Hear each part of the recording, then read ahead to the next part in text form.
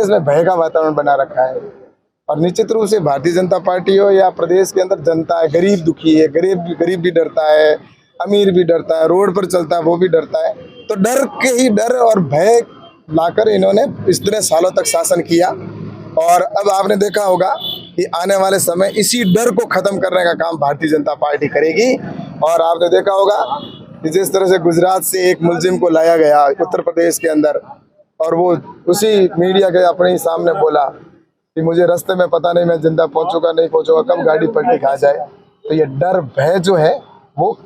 जो मुलजिम है उसमें होना चाहिए भारतीय जनता पार्टी का, आम जन में विश्वास होना चाहिए और वैसे ही शासन हम लाएंगे। इनकी तरह सड़कों के ऊपर जैसलमेर की हो तो जैसलमेर की सड़क के ऊपर खुला तांडव जिस तरह से उनके लोगों ने किया और जिस तरह से यहाँ पर सरकारी संपत्ति को नुकसान किया, तो ये एक डर आम जनता में पैदा करने का उन्होंने यहाँ पर जैसलमेर में काम किया और ऐसा ही भय पैदा करना चाहती है। लेकिन ये लोकतंत्र है वो भूल गए। अब आने वाले समय के अंदर जनता है निश्चित रूप से उनको जवाब चुनाव में ही देगी कि कौन किससे डरता है। राजस्थान की सरकार है वो निरंकुश हो चुकी है, भ्रष्टाचार में डूब चुकी है और लॉ एंड ऑर्डर की स्थिति बिगड़ी हुई है। भू माफिया है, बजरी माफिया है, खनन माफिया है, वो मौज कर रहे हैं और इनके नेता हैं वो भ्रष्टाचार में सब लिप्त है और किसी प्रकार का काम हो नहीं रहा है। और पानी की समस्या है, लाइट की समस्या है, किसान परेशान है। इस तरह से आपदा आ गई इतनी ओलावृष्टि से और जिस तरह से हुआ है नुकसान, उसके बावजूद भी गिरदावरी रिपोर्ट समय पर नहीं भेजना, ये सारी समस्या को लेकर सड़कों पर जनता में आक्रोश है। और उसी आक्रोश को लेकर भारतीय जनता पार्टी ने जनता का सहयोग लेते हुए और एक बड़ा जन आक्रोश का कार्यक्रम आज यहाँ पर रखा। और इसमें हमारी जो प्रदेश की मांगे हैं, हमारे जिले की जो यहाँ की मांगे हैं, उनको लेकर कलेक्टर को ज्ञापन दिया है और मुख्यमंत्री और राज्यपाल को हमने यह कहा है कि तुरंत प्रभाव से इनकी समस्याओं का समाधान हो। और वास्तव में राजस्थान के अंदर एक तरह से अभी जंगल राज बन चुका है और तुष्टीकरण की नीति अपनाई जा रही है। इसी जैसलमेर की धरती के ऊपर जिस तरह से हनुमान चौराहे के ऊपर कुछ असामाजिक तत्वों ने तांडव मचाया यहाँ पर और जिस तरह से सरकारी संपत्ति का नुकसान किया और यहाँ की पुलिस और प्रशासन देखते रहे और उनके गिरफ्तारी की मांग करने के बाद में कुछ लोगों को पकड़ा, लेकिन रातों रात उनको छुड़वा कर पुलिस के हाथों से लेकर चले जाते हैं। तो इस तरह से राजस्थान में अब प्रशासन का भी नहीं चला रहा है, न पुलिस का है, वहाँ पर इनके कांग्रेस के नेता यहाँ की सरकार को चला रही है और इसलिए जनता में आक्रोश है। और पानी समस्या, लाइट, हर प्रकार की समस्याओं से घिरा हुआ यह प्रदेश, ऐसा मैंने मंजर मेरे पहले जीवन में कभी नहीं देखा। जिस तरह से राजस्थान का भारतीय जनता पार्टी के समय के अंदर विकास हो रहा था, एक सुशासन की स्थिति बनी हुई थी, लेकिन अब पता नहीं राजस्थान को किसकी नज़र लगी। ऐसे अशोक जी गहलोत जैसे जो सिर्फ अपनी सरकार को बचाने में लगे हुए हैं और इनकी आपस की लड़ाई के अंदर सरकार ने जनता को भगवान। ये सही बात है कि किसानों को बेमौसम बारिश से कई जगह पर नुकसान हुआ है और भारत सरकार और प्रधानमंत्री नरेंद्र मोदी जी की सरकार हमेशा किसानों के लिए समर्पित रही है। और जब जब भी ऐसी स्थिति बनी है तो भारत सरकार ने किसानों को समय पर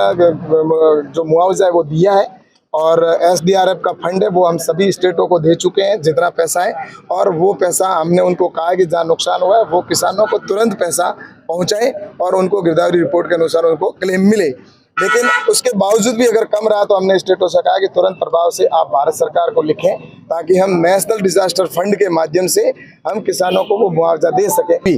निश्चित रूप से हम सब मिलकर और CP जोशी जी के नेतृत्व के अंदर, क्योंकि वो युवा है और उनमें ऊर्जा भी है और समर्पित होने के नाते निश्चित रूप से और अधिक ऊर्जा के साथ हम सब मिलकर और इस बहरी गूंगी सरकार के नाक में दम करने का काम करेंगे। और पुनः जैसा कि जो सुशासन हमारे भारतीय जनता पार्टी की सरकार में था वैसा ही पुनः आने वाले समय के अंदर डबल इंजन की सरकार बने और पूर्ण बहुमत की सरकार बनेगी। 150+ राजस्थान में सीटें आएगी, इसमें कोई दो राय नहीं। और रही बात बाड़मेर जैसलमेर के अंदर भी 9 सीटें, 9 की 9 भारतीय जनता पार्टी की। जनता पार्टी के अंदर दूल्हा हो चाहे कार्यकर्ता हो चाहे कोई भी हो, उसके लिए मैं कहना चाहता हूँ कि भारतीय जनता पार्टी के अंदर बूथ पर काम करने वाला कार्यकर्ता कभी भी जिलाध्यक्ष बन सकता है, बूथ पर ही काम करने वाला कार्यकर्ता प्रदेश अध्यक्ष बन सकता है और बूथ पर ही काम करने वाला राष्ट्रीय अध्यक्ष बन सकता है और बूथ पर ही काम करने वाला कार्यकर्ता है वो प्रदेश का मुख्यमंत्री भी बन सकता है और प्रधानमंत्री भी बन सकता है और राष्ट्रपति भी बन सकता है। इसलिए भारतीय जनता पार्टी के अंदर मैं सोचता हूँ कि कार्यकर्ता आधारित पार्टी है और इसके अंदर आने वाले समय के अंदर जनता है वो भारतीय जनता पार्टी में नरेंद्र मोदी जी में विश्वास कर रही है और यहाँ पर निश्चित रूप से सरकार बनेगी और नरेंद्र मोदी जी के नेतृत्व के अंदर मंत्री जी यहाँ पर चुनाव होंगे। और जिसमें कई जगह पर बहुत अच्छा हुआ है कि जिलों की मांग थी, लेकिन कुछ स्थानों पर पंचायतों को ही जिले बना दिए। तो ये मुझे समझ में नहीं आया कि अगर हमारे जैसलमेर बाड़मेर इतना बड़ा क्षेत्र है और उसके अंदर पोखरण भी एक इतना बड़ा शहर है और उसके अंदर भी यहाँ के लोगों की मांग थी, और निश्चित रूप से मुझे लगता है कि ये कहीं न कहीं यहाँ के नेताओं की कमी रही है। जो यहाँ के लोकल विधायक रहे उन्होंने मांग नहीं की, वरना यहाँ की किसी वो अगर चाहते तो पोखरण को छोड़ के उनके गांव को भी बना सकते थे, हम तो उसी में खुश हो जाते। लेकिन इनके नेताओं की यहाँ पर जैसलमेर के नेताओं की चलती नहीं। सरकार और हमारे रेल मंत्री जी हमेशा कनेक्टिविटी के ऊपर विशेष ध्यान दे रहे हैं और साथ ही अच्छा इंफ्रास्ट्रक्चर हो, अच्छे सुंदर रेलवे स्टेशन भी हो, सफाई की व्यवस्था हो और समय पर ट्रेनें आए और अलग अलग तरह से सारी सुविधाएं हो, इस दृष्टि से सरकार काम कर रही है। इलेक्ट्रॉनिक का पूरा इलेक्ट्रिफिकेशन का काम हो जाए और इस तरह से काम कर रहे हैं। और जैसलमेर के अंदर मुझे बताते हुए खुशी है कि 150 करोड़ से अधिक का प्रोजेक्ट सैंक्शन हुआ है, जिसका काम रेलवे स्टेशन पे प्रारंभ हो चुका है, जो एक आने वाले समय में एक नेशनल लेवल का नहीं इंटरनेशनल का लेवल का कैसा एक रेलवे स्टेशन बने वैसा जैसलमेर का रेलवे स्टेशन भी बनेगा। और रेलवे के अंदर ट्रेनें हैं, वो ट्रेनें ज़्यादा से ज़्यादा जैसलमेर आए तो यहाँ पर ऐसी व्यवस्था हो जाए कि जिससे वहाँ पर ट्रेनें आने वाली खड़ी भी हो सके। इस दृष्टि से सरकार की तरफ से लगातार प्रयास है कि हमारे यहाँ पर अलग से यार्ड भी बने, अलग रेलवे के प्लेटफॉर्म भी बने जहाँ पर हम ट्रेनों को अधिक से अधिक संख्या में खड़ी कर सके। तो इस दिशा के अंदर जो बजट आया है उस बजट से काम प्रारंभ हुआ है और रेलें हैं तो जितनी आवश्यकता है उससे अधिक निश्चित रूप से मैं प्रयास कर रहा हूँ कि अधिक से अधिक यहाँ पर भी रेल ट्रेनें आए और यहाँ की कनेक्टिविटी भी जुड़े। और यहाँ जो क्योंकि ये पर्यावरण की यहाँ के जो देखा जाए तो जिस तरह से यहाँ पर सैलानी आते हैं देखने के लिए और पर्यटक की दृष्टि से जैसलमेर आज पूरे हिंदुस्तान में नहीं वर्ल्ड में इसका नाम है जैसलमेर का। तो निश्चित रूप से रेलवे की दृष्टि से हो चाहे ट्रेन फ्लाइट की दृष्टि से हो, हम लगातार प्रयास कर रहे हैं कि यहाँ पर कनेक्टिविटी बढ़े। और अभी तक जैसे कि जिस समय सर्दी के अंदर यहाँ पर अधिक पर्यटक आ रहे थे तो उस समय सारी कनेक्टिविटी अच्छी स्थिति में चल रही थी, लेकिन अभी पर्यटकों की संख्या कम होने की वजह से कुछ ट्रेनों फ्लाइटों की जो स्थिति बनी है तो मैं निश्चित रूप से प्रयास करके और इनमें कैसे सुदृढ़ीकरण और अच्छी व्यवस्था हो इसके लिए मैं आप देख लीजिए कि एक तरफ तो वो जिस तरह से कह रहे हैं कि हम